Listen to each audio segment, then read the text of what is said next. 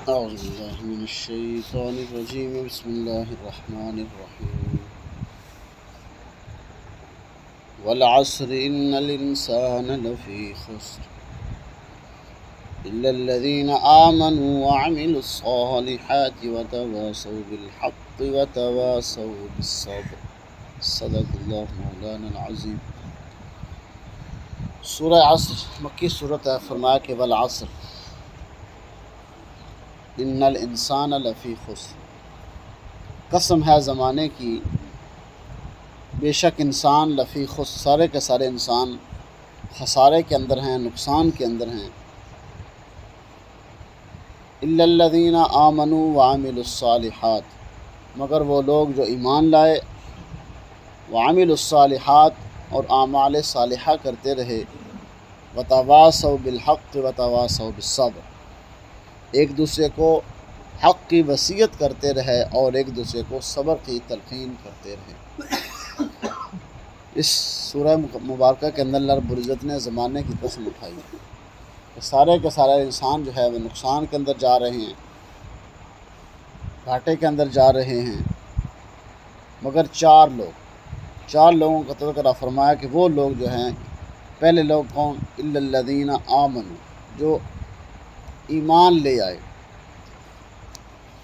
ایمان کس چیز پہ لے کے آئے؟ اللہ پر، رسول پر، کتابوں پر، جو ہے نا وہ صفت ایمان مفصل، آمنت باللہ وملائکتہ وکتبہ ورسلہ والیوم الآخر والقدر خیرہ وشرہ من اللہ تعالی والبعث بعد الموت، یعنی اللہ پر ایمان، آخرت پر ایمان، رسولوں پر ایمان، کتابوں پر ایمان، اچھی اور بری تقدیر پر ایمان، دوبارہ اٹھائے جانے پہ ایمان، یعنی ان ساری چیزوں پہ ایمان لے کے آنا۔ اور دوسرا، اور کس چیز پہ ایمان؟ آمنت باللہ وما ہوا باسمائہ وصفاتہ وقبلت جمیع احکام، اقرار باللسان و تصدیق بالقلب، یعنی اللہ کے اوپر ایسا ایمان لے کے آنا جس طرح وہ اپنی ذات اور صفات کے اندر ہے، اسی طرح اس کو ماننا۔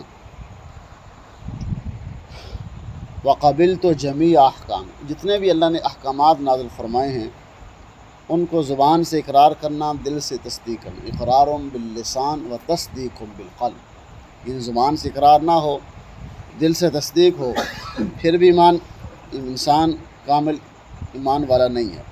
اور زبان اقرار کر رہی ہے یا دل تصدیق نہیں کرتا، یا دل تصدیق کرتا ہے زبان اقرار نہیں کرتی، یعنی دونوں کا ہونا ضروری ہے۔ یعنی ایمان اس کو کہتے ہیں کہ ایمان لانا اللہ پر، رسولوں پر، کتابوں پر، اچھی بری تقدیر پر، ہر چیز پہ ایمان لے کے آنا۔ اس کے بعد صرف ایمان لانا پھر کافی نہیں ہے۔ وعامل الصالحات، اگر اللہ نے موقع دیا ہے، زندگی دی ہے، تو پھر اس کے بعد اعمال صالحہ کریں، کیونکہ کچھ صحابہ ایسے بھی ہیں جو ایمان لے کے آئے لیکن اس کے بعد ان کو نیک عمل کرنے کا موقع نہیں ملا، لیکن پھر بھی وہ جانتے ہیں کہ وہ ایمان لے آئے، اس کے بعد ان کی موت ہو گئی۔ تو جب ایمان لے آئے انسان، ایمان لانے کے بعد پھر اعمال صالحہ ہے۔ اعمال صالحہ کے اندر کیا ہے کہ جو بنی الاسلام علی خمس، شہادت اللہ الہ الا اللہ و اقام الصلاۃ و ایتاء الزکوٰۃ و صوم رمضان و تحج البیت من استطاع الیہ سبیلا، سب سے پہلے شہادت دینا اللہ کی اور اس کے رسول کی، اس کے بعد اقام الصلاۃ، نماز قائم کرنا، رمضان مبارک کے روزے رکھنا، حج کرنا، زکوٰۃ دینا، یہ کیا اعمال صالحہ ہے۔ ایمان لانا کافی نہیں ہے، اس کے بعد اعمال صالحہ، اگر موقع دیا اللہ نے، زندگی دی ہے، تو اس کے بعد اعمال صالحہ کرنا، اور اعمال صالحہ کے اوپر ڈٹ جانا۔ وتواصوا بالحق، ایک دوسرے کو حق کی وصیت کرنا، یعنی دین کی طرف کھینچ، وہ پھر اعمال صالحہ کے بعد ایک دوسرے کو حق کی تلقین کرنا، وصیت کرنا، حق کے راستہ کی طرف لے کے آنا، کھینچ کے آنا، بلا کے لانا۔ یعنی جس طرح صرف اپنا ایمان لانا کافی نہیں ہے، اپنے عمل کرنا کافی نہیں ہے، تو دوسروں کو وصیت کرنا حق کی، یعنی اپنے اولاد ہے، اپنے رشتہ دار ہیں، اپنا حلقہ احباب ہے، اپنا گاؤں ہے، قبیلہ ہے، کیونکہ کلکم راع و کلکم مسئول عن رعیتہ، اللہ کے محبوب صلی اللہ علیہ وسلم نے ارشاد فرمایا تم میں سے ہر ایک نگہبان ہے، تم سے ہر ایک سے اپنی اس کی رعیت کے بارے میں پوچھا جائے گا، اور کچھ نہیں ہے، ہر بندہ اپنے گھر کا تو سربراہ ہے ہی ہے، اس سے اس کے گھر کے بارے میں پوچھا جائے گا، اس کی بیوی یعنی ایماندار تھی، अमाल सालिहा करने वाली थी, उसकी औलाद, उसके बहन भाई, उसके वालिदैन, यानी जहाँ तक उसकी रसाई है, कुल्लुकुम राइन व कुल्लुकुम मसऊलुन अन रईयतिही।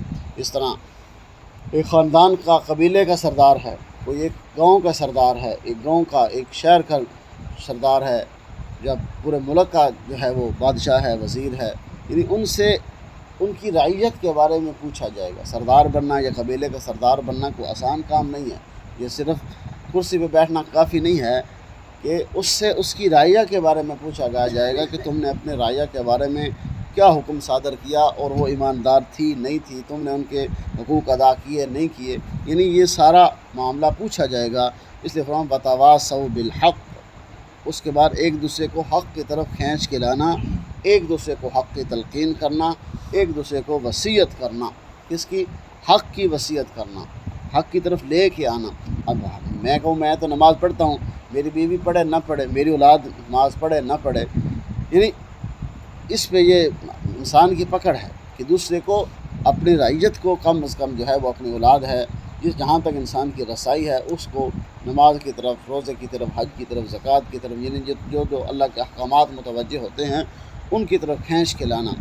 और इसके ऊपर जो तकलीफ़ आएँ, इसके ऊपर जो मुसीबतें आएँ, जो परेशानी आए, बसा औक़ात औलाद की तरफ से, बसा औक़ात कौम कबीले की तरफ से आगे से बातें सुननी पड़ती हैं और आगे से तकलीफ़ भी उठाना पड़ती है। फमा वतवासौ बिस्सब्र, फिर क्या करना है? एक दूसरे को सब्र की तलक़ीन भी करनी है, यानी रवेला नहीं कर। यार एक दफ़ा गया, उसको बेटे को कहा या औलाद को कहा, वो बात नहीं मानी, यार ये तो बात मेरी नहीं मानती, मैं तो कह के थक गया हूँ। ये तुम्हारी ज़िम्मेदारी है, मेरी ज़िम्मेदारी है अपने औलाद को कि शुरू से ही तरबियत ऐसी की जाए कि इंसान यानी औलाद जो है वो अल्लाह के अहकामात पे, अल्लाह के हुक्मों पे खड़ी हो जाए। ये ना हो कि जब बड़ी हो जाए, शुरू के अंदर क्या होता है, प्यार में, मोहब्बत के अंदर उनको इस चीज़ की तरफ ख्याल नहीं लाया जाता। ठीक है, बड़े हो के ख़ुद ही पढ़ लेंगे, ख़ुद ही आ जाएंगे, नहीं। जिस तरह इंसान बच्चे को बचपन से ही क्या करता है, स्कूल की तरफ लेके जाता है, किसी हुनर की तरफ लेके जाता है, उस वक्त ये नहीं कहता बड़ा के ख़ुद ही काम कर लेगा,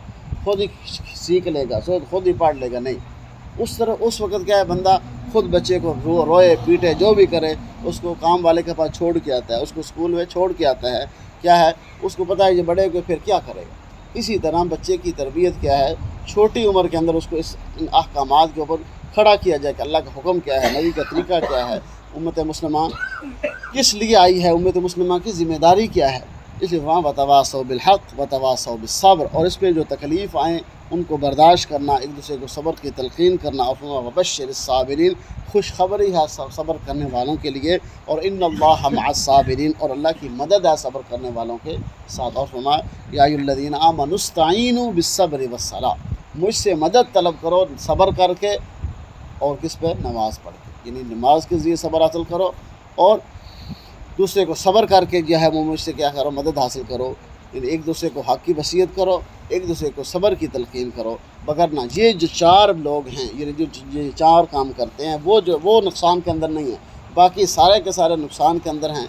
जितना भी दुनियादारी के अंदर इंसान माल कमा ले, ओहदा कमा ले, नाम बड़ा कर ले, लेकिन क्या अगर वो ईमान वाला नहीं है, आमाल सालिहा करने वाला नहीं है, एक दूसरे को हक़ की वसीयत करने वाला नहीं है, सब्र करने वाला नहीं है, तो वो कामयाब नहीं है। अगर एक के पास कुछ भी नहीं है, फटे पुराने कपड़े हैं, घर भी नहीं है, कुछ भी नहीं है, लेकिन क्या है, वो अगर ईमान वाला है, आमाल सालिहा करने वाला है, हक़ को, लोगों को हक़ की तरफ लेके आने वाला है, एक दूसरे को सब्र की तलक़ीन करने वाला है, वो सबसे कामयाब इंसान अल्लाह के लिए। क्योंकि अल्लाह के यहाँ क्या है, वो तक़वा देखा जाता है। अल्लाह के यहाँ अल्लाह सूरतों और शक्लों को नहीं देखते, तुम्हारे मालों को नहीं देखते, तुम्हारे दिलों को देखते हैं, तुम्हारे आमाल को देखते हैं कि तुम्हारे दिल किस तरफ जा रहे हैं, तुम आमाल कैसे कर रहे हो। इसलिए फरमाया कि सारे के सारे इंसान खसारे के अंदर हैं, नुकसान के अंदर हैं, मगर वो लोग जो ईमान लाए, आमाल सालिहा करते रहे, एक दूसरे को हक़ की तलक़ीन करते रहे, एक दूसरे को सब्र की वसीयत करते रहे।